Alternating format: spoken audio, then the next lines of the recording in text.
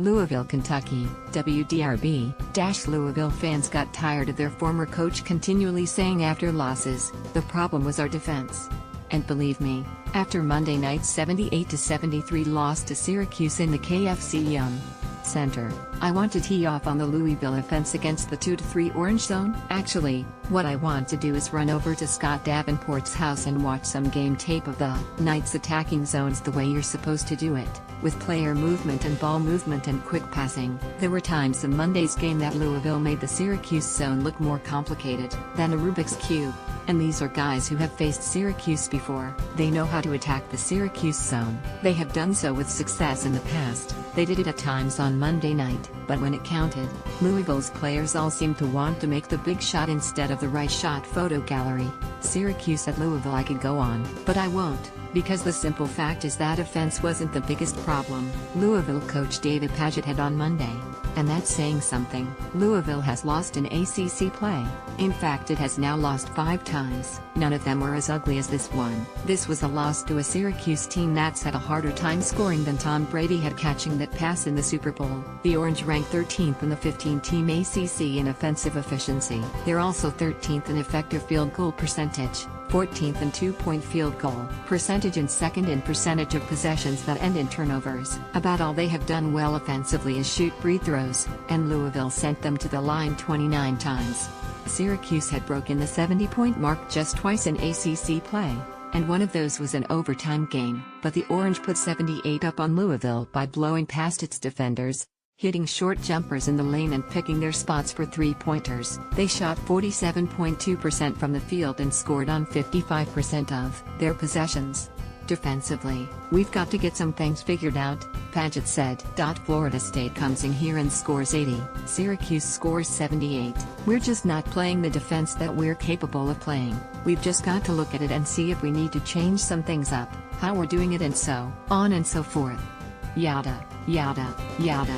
Teams are becoming the Globetrotters in the final 10 minutes of halves against the Cardinals. In the 4 games prior to this one, Louisville had allowed 61.1% shooting in the final 10 minutes of regulation. This game was better than those from that standpoint. Syracuse was only 4-10 in the final 10 minutes, but the Orange also made 11 of 14 free throws in that span.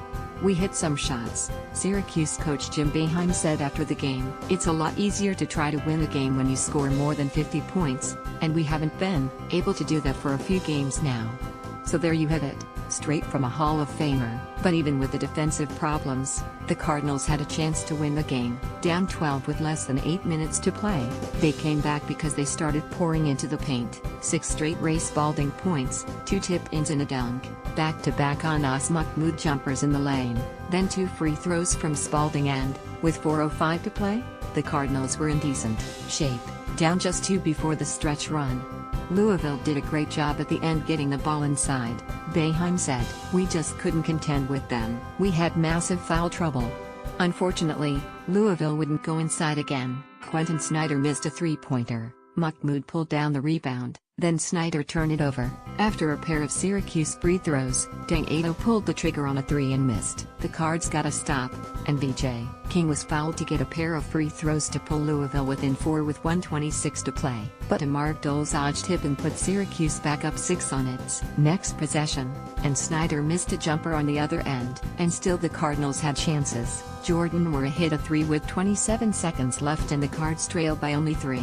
The deficit was just 4 with 25 seconds left, but Louisville burned 12 seconds looking for a 3 before Adel turned it over. And that was the game. Spalding sat out the final 52 seconds, but at that point, it didn't matter. His teammates weren't looking for him, even though he finished with a team-high 18 points and made 7 of 8 shots, while the rest of the team went a collective 17-46, 37%. It's true, good shooting would have covered over the defensive problems. Snyder went 1 for 8. Adel was 2 for 9. Louisville isn't going to win many games when those 2 guys shoot like that, but it could have won this one with those 2 guys shooting like that, had it played fundamentally better defense. When we got it inside we did a good job, Paget said. They made more of an effort there to not let us get it inside. But they're a good defensive team, and there's a reason they're the #1 field goal percentage defensive team in the ACC. But it wasn't our offense. If we score 73 points at home, we should be able to win the game. Our defense really just needs to change. We've got to do something about it and get back to the way we were defending a couple of weeks ago. And on this, he is right. The defense has rested. His challenge is to find a way to wake it up and keep his team up. This was a must-win. Players talked in terms of Thursday's game against Georgia Tech being a must-win, but this game